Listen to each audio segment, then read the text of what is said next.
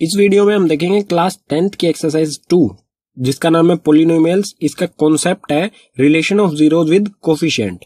जो पोलिनोमियल्स के जीरोज होते हैं और कोफिशिएंट होते हैं उनमें क्या रिलेशन होता है।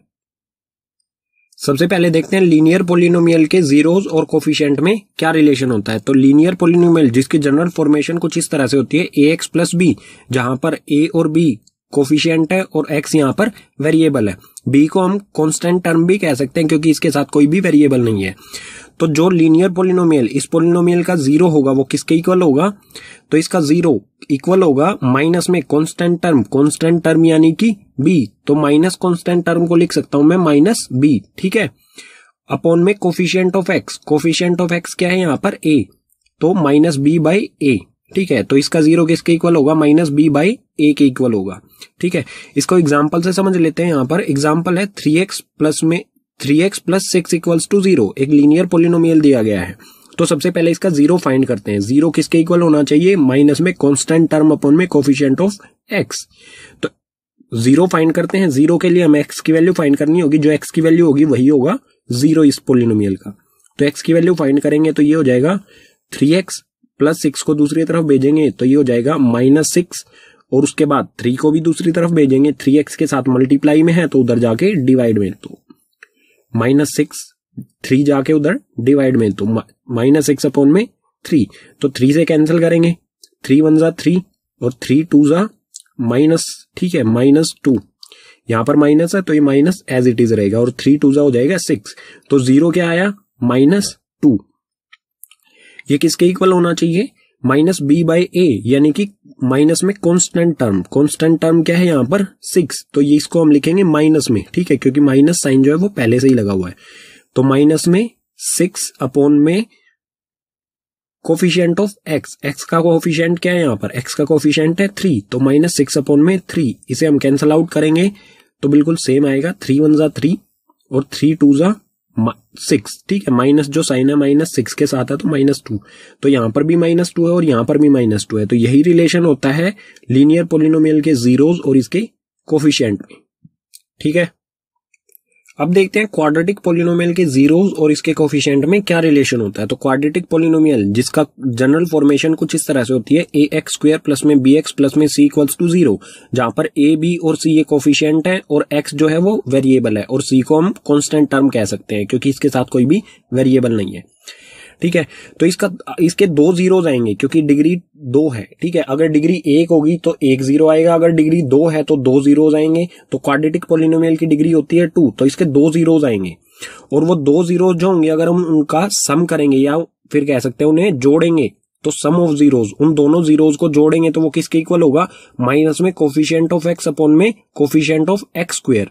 माइनस कोफिशिएंट ऑफ x क्या है, x का कोफिशिएंट है b, तो हम इसे लिखेंगे माइनस में b अपॉन में कोफिशिएंट ऑफ x स्क्वायर का कोफिशिएंट है a, तो सम ऑफ जीरोज किसके इक्वल होगा, माइनस b बाई a के इक्वल होगा, ठीक है। इसी तरह से प्रोडक्ट ऑफ जीरोज, अगर हम उन जीरोज का प्रोडक्ट यानी कि उन जीरोज को मल्टीप्लाई करेंगे तो वो किसके इक्वल होगा, कांस्टेंट टर्म अपॉन में coefficient of x square. Constant term यहाँ पर क्या है c और x स्क्वायर का कोफिशिएंट क्या है a, तो हम कह सकते हैं c बाई a। प्रोडक्ट जो होगा जीरोज का वो होगा c बाई a, ठीक है।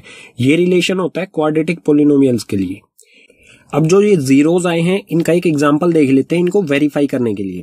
तो एग्जांपल है यहाँ पर x स्क्वायर प्लस में 3x प्लस में 2 इक्वल्स टू 0। ये एक क्वाड्रेटिक पोलिनोमियल है तो इसके जीरोज को फाइंड करेंगे हम फैक्टराइजेशन मेथड से। तो इसके फैक्टराइजेशन अगर आपको आते हैं, आप क्लास 9th में ये सब चीजें कर चुके होंगे। अगर आपको आते हैं तो अच्छी बात है, अगर नहीं आते हैं तो कमेंट कीजिए, उसके लिए फिर मैं एक अलग से वीडियो बनाऊंगा। तो इसके फैक्टर्स करेंगे। इसके फैक्टर्स कुछ इस तरह से होंगे, x स्क्वायर प्लस में x प्लस 2x प्लस 2, ठीक है। तो पहले जो है x स्क्वायर प्लस x, इसमें से हम कॉमन लेंगे। कॉमन यहां से क्या आ रहा है x, तो ये आ जाएगा x प्लस में 1, और उसके बाद क्या है 2x प्लस 2, तो इसमें से हम क्या कॉमन ले सकते हैं, इसमें से कॉमन ले सकते हैं हम 2, तो ब्रैकेट में आएगा x प्लस में 1। तो इसके फैक्टर्स क्या हो गए, इसके फैक्टर्स हो गए x प्लस 1 और x प्लस में 2। तो फैक्टर्स हो गए x प्लस में 1 और x प्लस में 2, और इन्हीं फैक्टर्स से हम जीरोज निकालेंगे, ठीक है। जीरोज का मतलब क्या होता है, x की वैल्यू, तो x की वैल्यू यहां से क्या आएगी, x प्लस में 1 इक्वल्स टू 0, तो x की वैल्यू क्या आएगी, माइनस प्लस 1 को दूसरी तरफ भेजेंगे तो ये हो जाएगा -1, और इसी तरह से x plus 2 x plus two equals to 0, तो x के अलावा जो भी है उसको दूसरी तरफ भेजेंगे, यानी कि +2 को दूसरी तरफ भेजेंगे तो ये हो जाएगा -2। तो दो जीरोस जो आए हैं क्वाड्रेटिक पोलिनोमियल के वो है -1 और -2। अब इसे वेरीफाई करते हैं, जो भी ये रिलेशन दे रखा है सम ऑफ जीरोस और प्रोडक्ट ऑफ जीरोस। तो सम ऑफ जीरोस क्या होता है -b/a, तो सम -1 प्लस में -2, तो सम करेंगे इनका -1 प्लस में -2। अगर इनका सम करेंगे तो किसके इक्वल होना चाहिए, -b/a, यानी कि कोफिशिएंट ऑफ x का कोफिशिएंट क्या है यहाँ पर 3, तो यहाँ पर माइनस कोफिशिएंट ऑफ x है तो -3 लिखेंगे इसे, ठीक है। -3 अपॉन में कोफिशिएंट ऑफ x स्क्वायर का कोफिशिएंट क्या है यहाँ पर कुछ भी नहीं है तो 1 होगा, ठीक है, तो 1, और डिनोमिनेटर में 1 लिखने की जरूरत नहीं है, तो -1 प्लस माइनस, तो -1 -2 इक्वल्स टू -3। डिनोमिनेटर में 1 लिखने की जरूरत नहीं है, तो ये भी माइनस का ये भी माइनस का है, तो ये दोनों प्लस के हो जाएंगे और साइन रहेगा माइनस का ही, तो -3 इक्वल्स टू -3। ये सम ऑफ जीरोस वाला जो कॉन्सेप्ट है, ये वाला जो रिलेशन है, ये तो हो गया यहाँ पर वेरीफाई क्योंकि दोनों इक्वल आ रहे हैं।